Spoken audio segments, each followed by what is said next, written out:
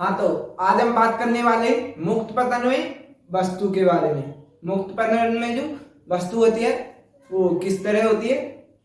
तो पहले हम बात मुक्त पतन की परिभाषा की बात कर लेते हैं। तो मुक्त पतन कैसे कहते हैं किसे?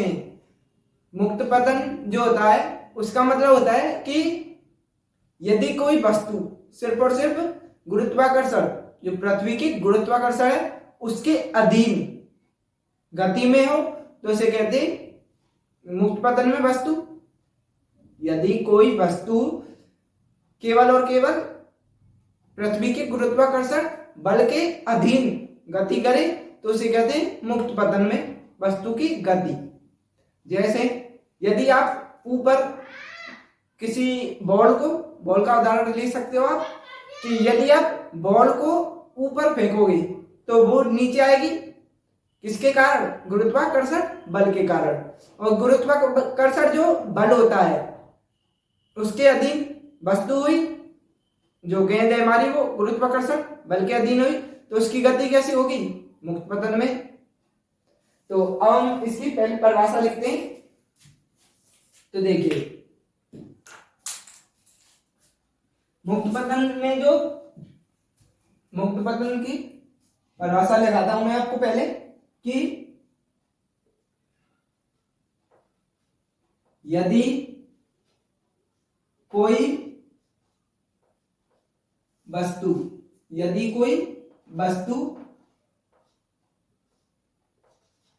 केवल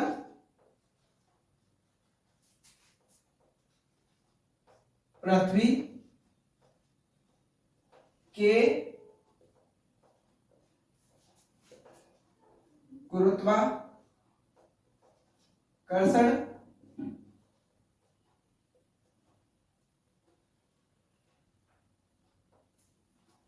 बल के अधीन, यानी गुरुत्वाकर्षण बल के अंदर या गुरुत्वाकर्षण बल के अधीन, एक ही बात है, अंदर और अधीन, बल के अधीन गति करे तो वस्तु की गति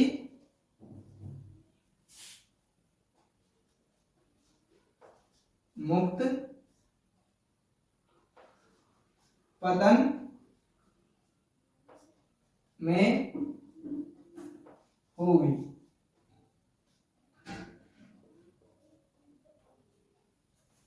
यदि वस्तु, देखिए मैं इस परिभाषा को रीड कर देता हूं कि यदि कोई वस्तु केवल पृथ्वी के गुरुत्वाकर्षण बल के अधीन गति करे तो उस वस्तु की गति मुक्त पतन में गति होगी,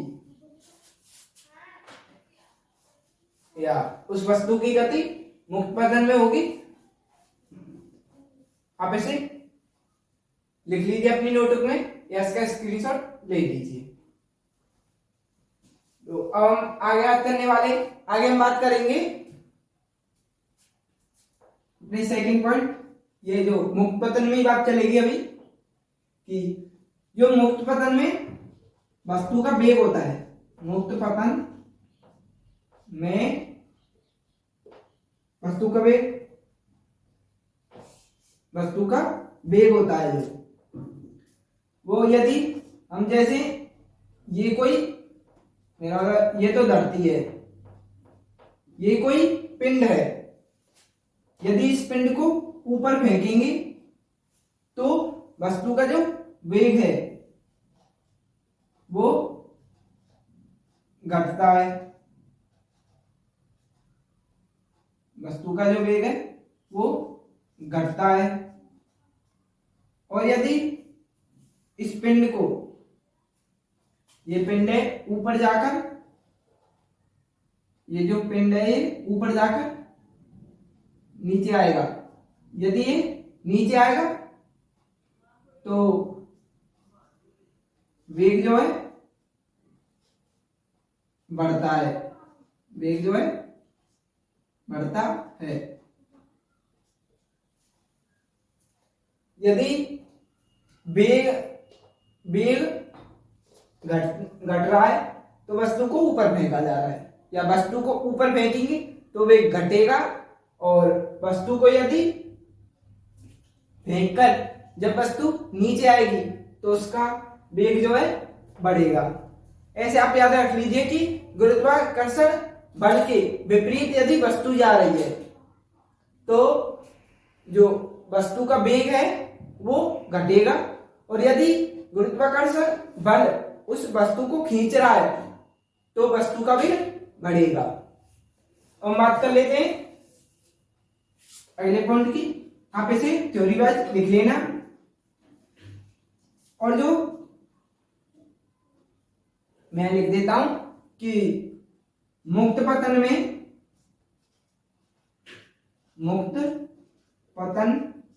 में वस्तु के त्वरण को गुरुत्वीय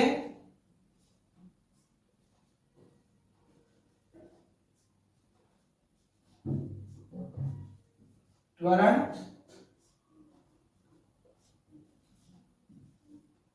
कहते हैं। वो मुक्त पतन में वस्तु का जो त्वरण होता है उसे गुरुत्वीय त्वरण कहते हैं। इसे जो गुरुत्वीय त्वरण होता है उसे इसे जी से प्रदर्शित करते हैं। किससे प्रदर्शित करते हैं? जी से प्रदर्शित करते हैं।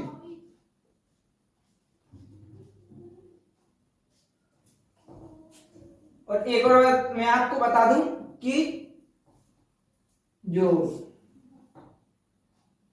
ये धरती है, तो यदि इस धरती पर से किसी पिंड को फेंका जाता है और उसकी वो नीचे आता है, नीचे भी आएगा ना, यदि उसको ऊपर फेंका जाएगा तो उसकी अधिकतम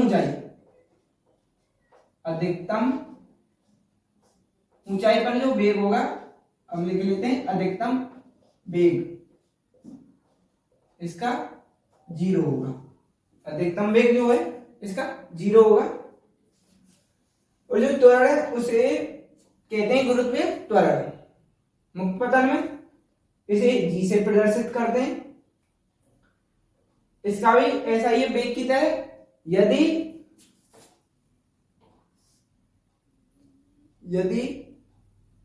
पिंड को धरती से ऊपर की तरफ फेंका जाएगा तो त्वरण जो है वो नेगेटिव होगा। नेगेटिव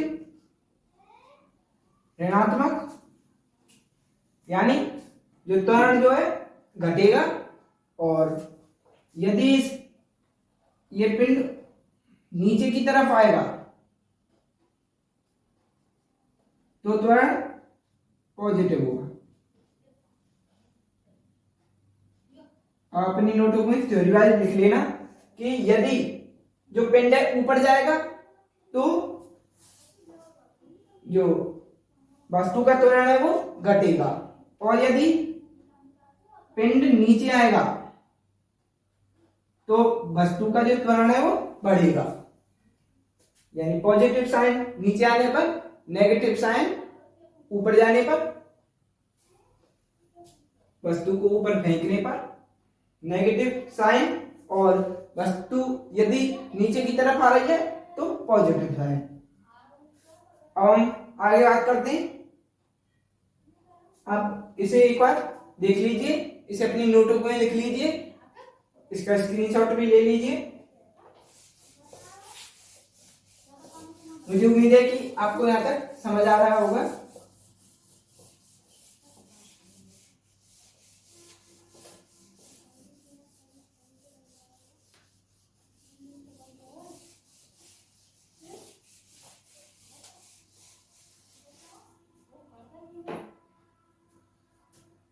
तो देखिए, जैसे मैं आपको एक क्वेश्चन देता हूं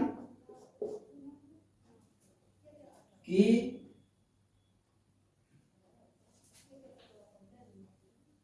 ये धरती है,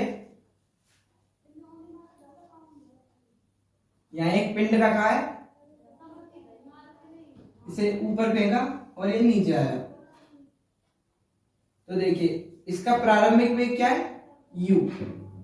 इसे u वेग से फेंका गया। आप अपनी प्रोटोकॉल भाषा भी लिख सकते हो या नहीं भी लिखोगे तो भी कोई बात नहीं है। इसे u वेग से फेंका गया और इसका अंतिम वेग जो है वो है v। इसे ऊपर लिख लेता हूं, इसका अंतिम वेग है v। इन पॉइंटों को हम नाम दे देते हैं, इसे a, इसे b, इसे c।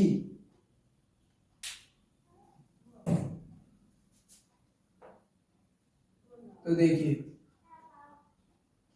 हमें निकालना है h।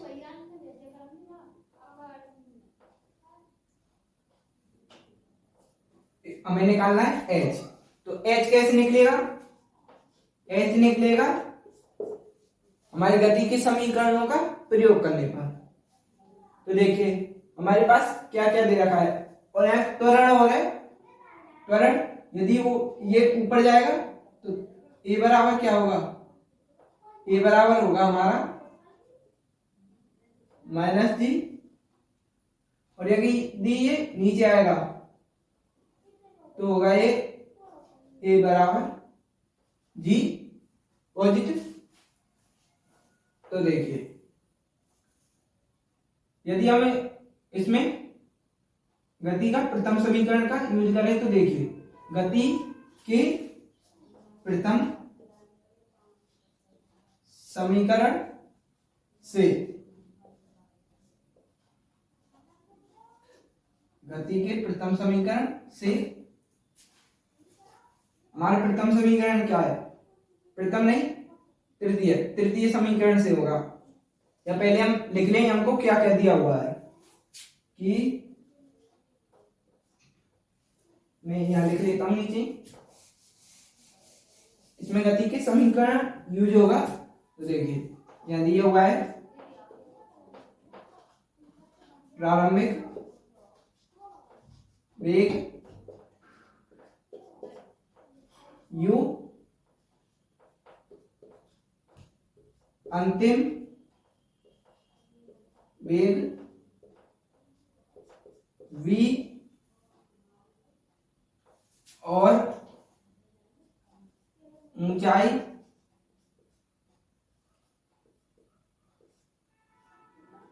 h हमें निकालनी है। त्वरण बराबर ये a से b तक हमें जो है ऊंचाई निकालनी है। ऊंचाई का मतलब क्या है, a से b तक की यात्रा, a से b तक। तो हमें दिया हुआ है a बराबर -g, हमें सिर्फ a से b तक का ध्यान रखना है। अभी ऊंचाई मैं यहां लिख लेता हूं कोष्टक में, a से b तक। तो देखिए, और हमें क्या क्या दे रखा है, बस इतने ही दे रखे हैं।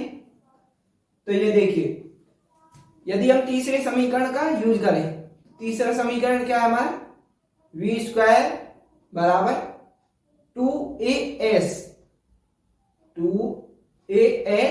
Plus u²। तो देखिए, यदि हम प्रयोग करें इसका, तो पहले मैं यहां लिख देता हूं, गति के तृतीय समीकरण से। आप ये जरूर लिखना कि गति के, क्योंकि यदि आप तृतीय समीकरण से लिखोगे तो उसे क्या पता कौन से तृतीय समीकरण से एग्जामिनर को। तो हमारा तीसरा समीकरण है v² बराबर u² plus 2as। v square की जगह वी, वी क्यों, इसकी जगह क्या आएगा, वी अधिकतम है, अधिकतम वी क्या होगा, वी बराबर 0। तो देखिए ये हो जाएगा हमारा 0 स्क्वायर, इसका मतलब क्या हुआ 0 ही, ये यू स्क्वायर प्लस 2 टी की जगह माइनस जी और एस, और देखिए ये 0 बराबर यू स्क्वायर प्लस हट जाएगा प्लस, और ये माइनस आगे आ जाएगा माइनस 2GS। अब इस तरफ सॉल्व कर लेता हूं मैं इसे कि हमें क्या निकालना है, S, S जो है वो किसके बराबर है, S बराबर H, S ऊंचाई होती है और S विस्थापन, H ऊंचाई और S विस्थापन। तो विस्थापन आप समझ लीजिए ऊपर की दिशा में विस्थापन, तो H के बराबर ही होगी वो, तो हमें S निकालना है, तो इसे पॉजिटिव करते हैं इस तरफ भेजकर, तो ये हो जाएगा 2GS बराबर यू स्क्वायर, और S यू स्क्वायर 2G इसके नीचे चला जाएगा इसके डिवाइड में, तो ये आ जाएगा हमारा H का फॉर्मूला। आप S की जगह H भी कर सकते हो, S, इसे आप याद कर लेना, ये हमारा आगे काम आएगा। मैं इस तरफ लिख लेता हूं इसे, ये हमारा आगे काम आएगा, H बराबर यू स्क्वायर बटे 2G।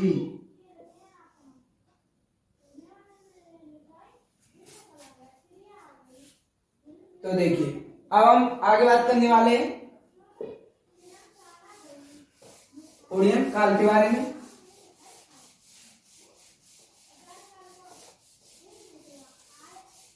आगे हम बात करेंगे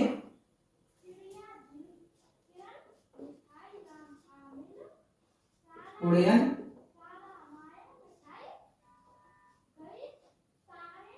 ओडियन काल के बारे में। ओडियन काल क्या होता है, आप अपनी नोटों में लिख लीजिए कि जितनी देर वस्तु जो है हवा में रहेगी उसी को हम ओडियन काल कहेंगे, जितनी देर वस्तु हवा में होगी उतनी देर, आप भाषा में लिख लीजिए कि अपनी नोटों में जितनी समय तक वस्तु हवा में है उस समय को ओडियन काल कहेंगे, वस्तु का ओडियन काल। जैसे ये हमारी पृथ्वी की धरती, ये कोई पिंड, ये ऊपर जा रहा है और ये नीचे जा रहा है, ये हमारी अधिकतम वेग ये बराबर यहाँ 0 हो गया। ओडियन काल क्या हुआ, इसे रख लेते हैं, इनको नाम दे देते हैं A B C।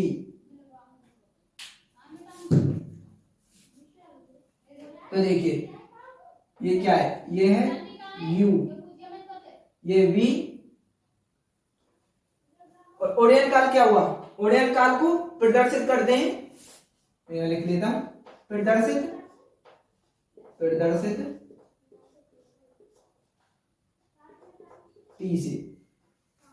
टी से प्रदर्शित करते हैं। तो इसका क्या होगा, ये A जो पॉइंट है इसे ऊपर फेंका और ये नीचे आई, तो ये C पॉइंट तक ये जितनी भी देर हवा में रहेगी उस पूरे समय को A से B तक, जैसे हम कह दें कि TAC जो त्वरण होता है या कैपिटल T से इसे दर्शाते हैं TAC मतलब A से C तक, A से C तक का वो समय जिस समय तक वो वस्तु है वो हवा में रहेगी, हवा में जितनी देर वस्तु रहेगी उस पूरे समय को कहेंगे हम ओडियन काल। हम इसे कैसे निकालेंगे, आइए निकालते हैं। हम अब निकालते हैं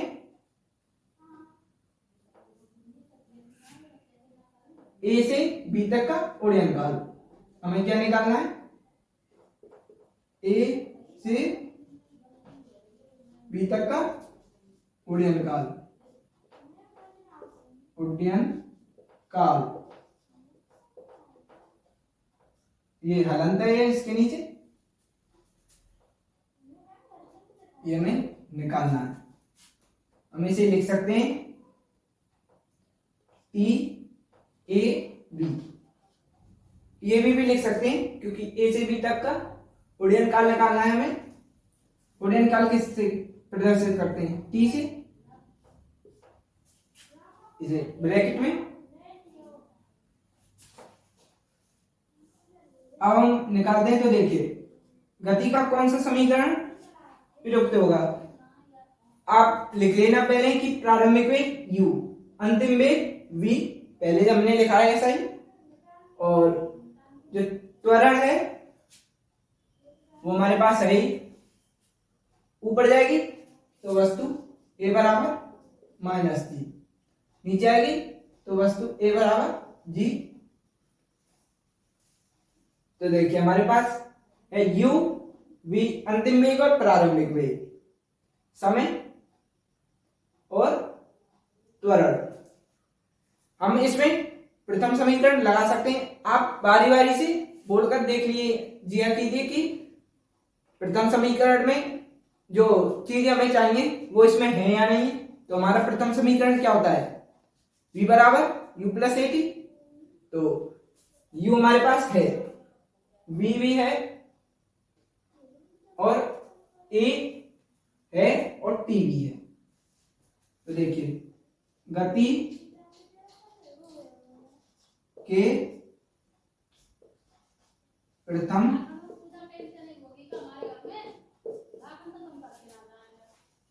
समीकरण से v बराबर u प्लस ए टी। तो देखिए जो v क्या है? 0 u प्लस ए बराबर क्या है? माइनस जी अपॉन ने माइनस जी इंटू टी। अब 0 बराबर u, ये माइनस आगे आ जाएगा माइनस जी टी। हमें निकालना है टी। आप यहाँ ये भी लिख सकते हो टी ए बी, आप इसे कैपिटल भी बना सकते हो, कैपिटल टी ए बी।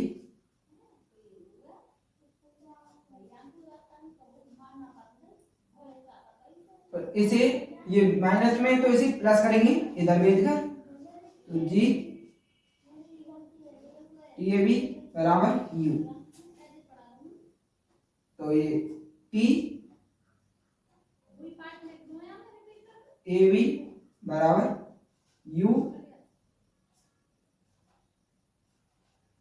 जी, इसके अपॉन में चला जाएगा। तो ये हो गया हमारा एक और फॉर्मूला, ये हमारा हो गया एक और फॉर्मूला। अब यदि हम बी से सी तक का जो समय है वो निकाले तो आप यहीं से निकाल सकते हो। मैं निकाल कर बता देता हूं।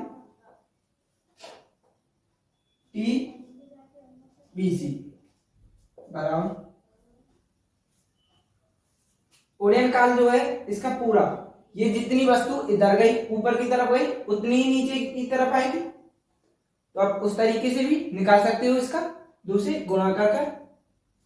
तुम्हारी टी ए बी इतनी है तो पूरी टी कितनी आएगी? टी बराबर दूसरे गुणा कर देंगे यू जी। तो ये हो जाएगी हमारी टी बराबर 2 यू जी। ये हमारी पूरी टी आ गई, मेरा मतलब पूरा उड़ान काल। और यदि मैं इस तरह आपको टी बी सी निकाल के दिखा दूं तो देखिए टी बी सी हमें निकाल लिए, आप कैपिटल से भी कर सकते हो इसे। तो देखिए v बराबर इसी समीकरण से u plus A T B सी।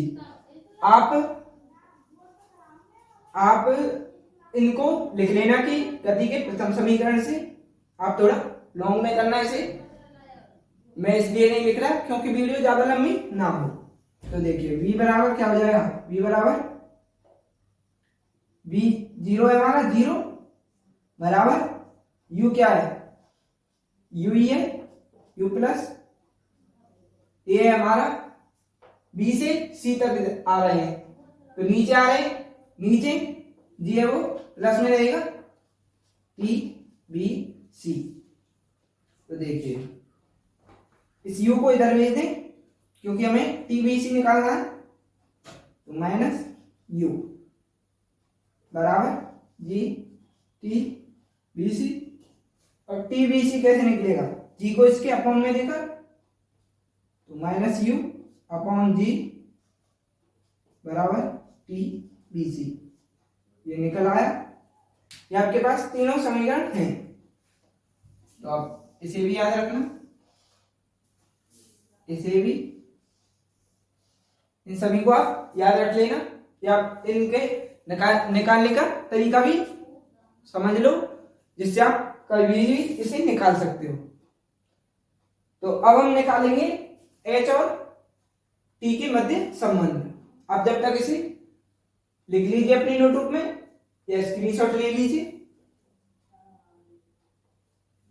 पहले मैं इसको यहां लिख देता हूं क्योंकि ये हमें काम आएंगे। t बराबर 2u अपॉन जी, ये हमारा टोटल गुणनफल है। मैं से मिटा लेता हूं।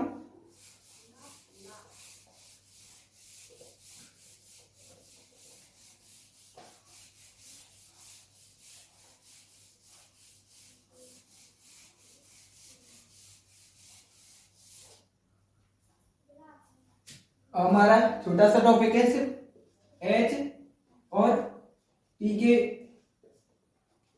और जो एच और टी के बीच संबंध, ये भी आपसे कभी कभी एग्जाम में पूछ लिया जाता है।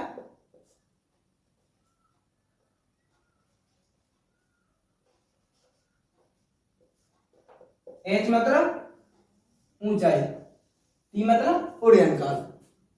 तो देखिए एच और टी का फॉर्मूले हमने यहाँ लिख लिए हैं। यदि आपको ये याद नहीं है तो आपको उस तरीके से निकालनी पड़ेगी एग्जाम में। यदि आप उसको निकालने बैठोगे तो आपको टाइम ज्यादा खर्च होगा, तो इसलिए आप इन्हें याद ही कर लेना। तो देखिए ज्यादा बेस्ट तरीका है कि आप इन्हें याद भी कर लो और समझ भी लो। तो एच और टी के मध्य यदि करेंगे समीकरण, तो देखिए h अपॉन टी, टी का कर देंगे हम स्क्वायर बराबर h बराबर क्या है, h बराबर है हमारा u2 मेरा u square upon 2g upon t क्या है, t है हमारा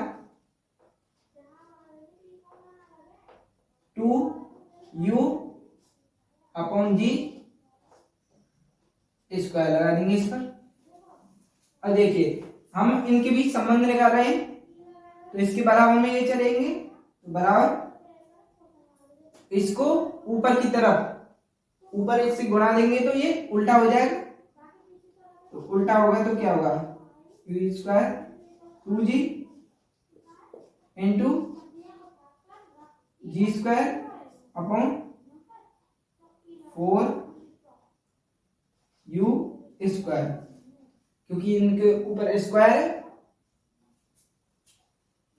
तो देखिए u स्क्वायर से u स्क्वायर कट हो गया और एक जी से एक जी बराबर क्या हुआ, h अपॉन टी स्क्वायर बराबर आ गया हमारा g अपॉन 4 दूनी 8, 8 जी अपॉन 8। तो आप इसका स्क्रीनशॉट ले लीजिए और अपनी नोटबुक में लिख रहे हो तो आप नोटबुक में लिख लीजिए। ये समीकरण भी आपसे पूछ लिया जाता है। आपसे ये भी पूछ लिया जाता है, तो इसे भी मोस्ट इंपोर्टेंट डालकर आप लिख लीजिए। अब हम आगे इस चैप्टर के बारे में कल बात करेंगे। आज की वीडियो को हम यहीं समाप्त करते हैं और वीडियो को पूरा देखने के लिए धन्यवाद।